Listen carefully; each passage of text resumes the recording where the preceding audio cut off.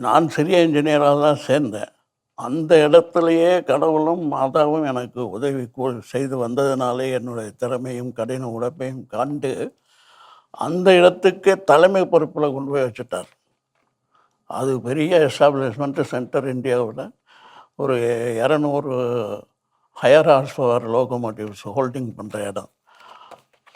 அங்கே silver jubilee ஃபங்க்ஷன்னு ஒரு சமயம் வந்தது 1988. அப்போ எங்கள் தலைவர் பாம்பேலேருந்து எனக்கு ஃபோனில் சொல்கிறார், நாளைக்கு அது கொஞ்சம் லேட் ஆகிடுச்சு, அந்த சில்வர் ஜூப்ளி செலிப்ரேஷன் தலைமை தாங்க யாரும் ரயில்வே போர்ட்லேருந்து வரலன்னு.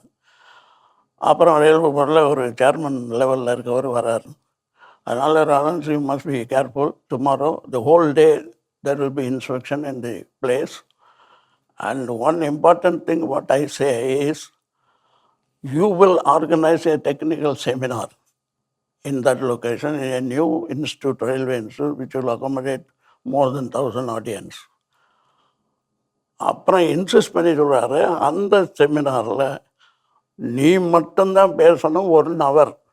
நான் செய்வதறியாமல் ரொம்ப தவிச்சு போய், மகனே, நான் உன்னை ஒருபோதும் மறக்கவில்லை என்று வேளாங்கண்ணி திருத்தலத்தில் மேலே இருந்து நானும் மாதாவும் ஆசீர்வதித்தோமே, நீ மறந்து விட்டியா?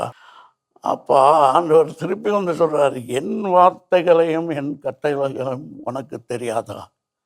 தோமையார் எப்படி சத்தம் போட்டு சொன்னார், ஆண்டவரே கடவுளே, நீர் கடவுள் தான், என்னை காப்பாற்றிட்டேன் அப்படின்னு.